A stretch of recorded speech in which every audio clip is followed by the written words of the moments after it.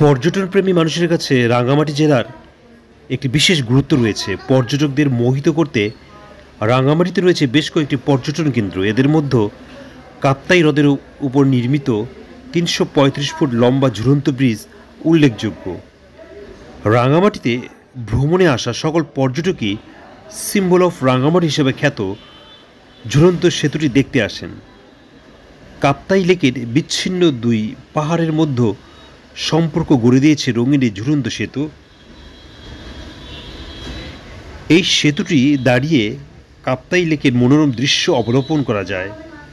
ব্রিজের এক পাশে পাহাড়ের উপর শিশুদের বিনোদনের জন্য রয়েছে দোলনা, স্লিপার ইত্যাদি।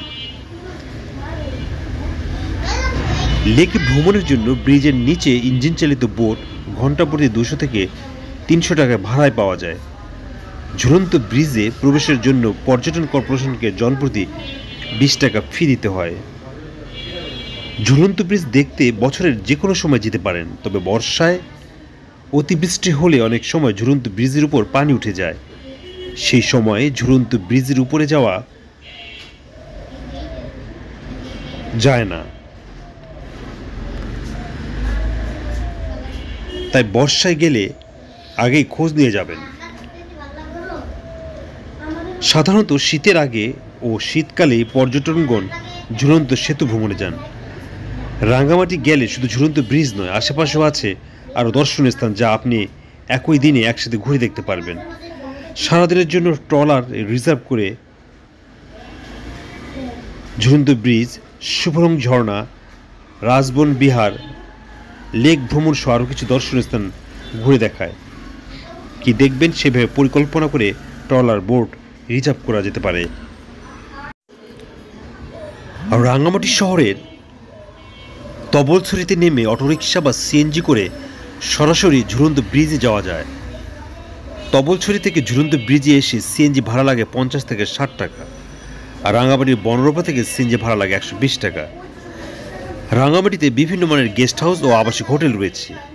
রাঙ্গামাটি শহরের পুরাতন বাস স্ট্যান্ড ও রিজার্ভ বাজার এলাকায় লেকের কাছাকাছি হোটেল ঠিক করার চেষ্টা করা যেতে পারে।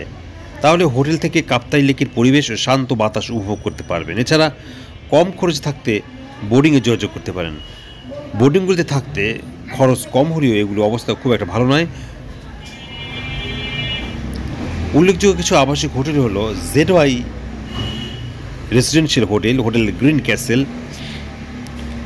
হোটেল গ্রিন ক্যাসেল রিজার্ভ বাজারে অবস্থিত। এই hotel non AC, single bed, double bed ও ট্রিপল বেডের রুমের ভাড়া যথাক্রমে 800, 1000 ও 1200 টাকায়।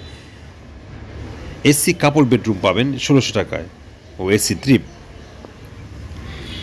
আপনারা ভিডিওতে রাঙ্গামাটি ঝুলন্ত ব্রিজ দেখছেন। রাঙ্গামাটি বাংলাদেশের পার্বত্য জেলাগুলোর মধ্যে একটি এবং আয়তনে বাংলাদেশের বৃহত্তম জেলা।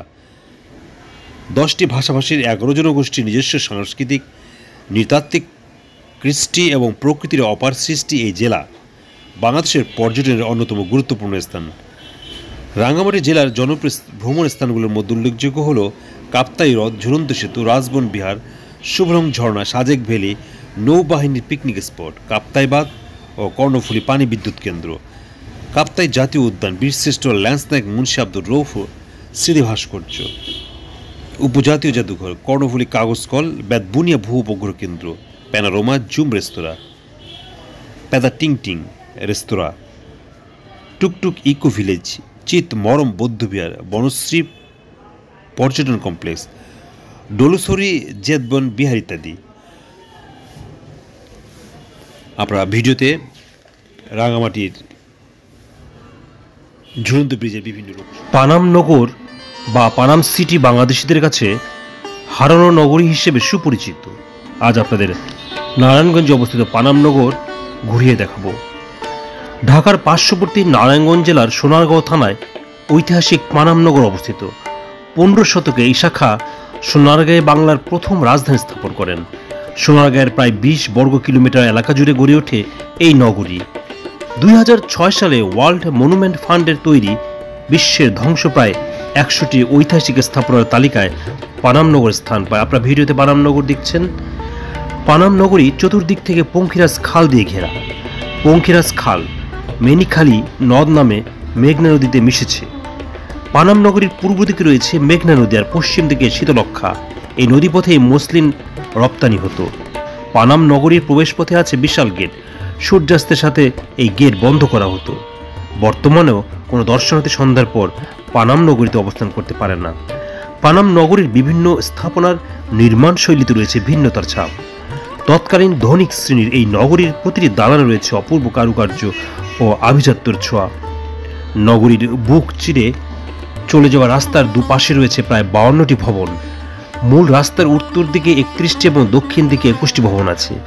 এই ভবনগুলো কোনোটি একতলা, কোনোটি আবার 2 বা 3 তলা বিশিষ্ট।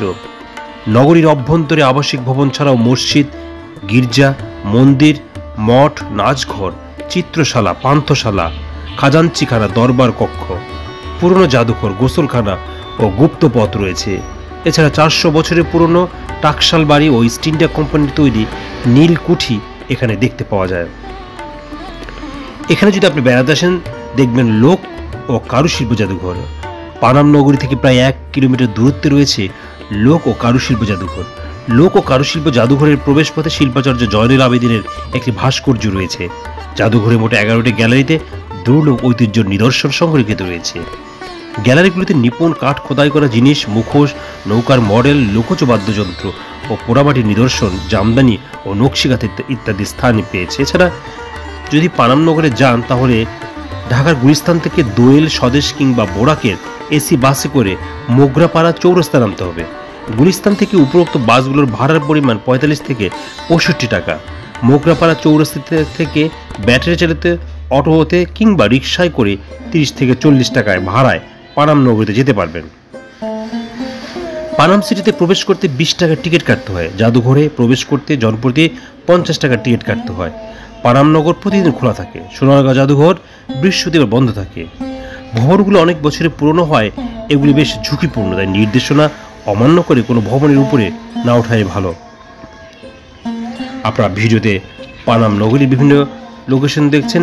এছাড়া পানাম নগরীর পাশে রয়েছে বা একটু দূরেই রিক্সা পথে যেতে পারেন গোয়ালদি মসজিদ দেখতে।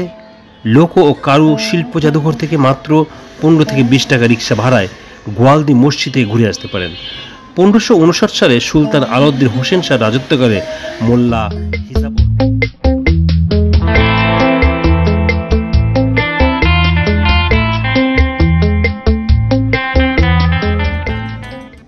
দেখাবো পাহাড়পুর বৌদ্ধ বিহার।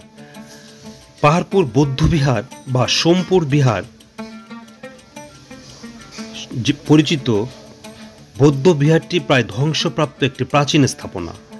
বিহারটি নওগাঁ জেলার বদলগাছি উপজেলা থেকে মাত্র 10 কিলোমিটার দূরে অবস্থিত। বিখ্যাত পাল বংশের দ্বিতীয় রাজা শ্রী ধর্মপালদেব 9 শতকে এই বৌদ্ধ বিহার তৈরি করেন। স্যার কানিংহাম 1879 সালে এই ঐতিহাসিক স্থাপনাটি আবিষ্কার করেন। আজ আপনাদের সেই বৌদ্ধ বিহার দেখাবো। দেখছেন পাহাড়পুর বৌদ্ধ বিহার। এই বিহারটি 1985 সালে ইউনেস্কো পাহাড়পুর বৌদ্ধ বিহারকে বিশ্ব ঐতিহ্যবাহী স্থান হিসেবে তালিকাভুক্ত করে। পাহাড়পুর বৌদ্ধ বিহার প্রায় 300 বছর ধরে বৌদ্ধদের ধর্মচর্চার কেন্দ্র হিসেবে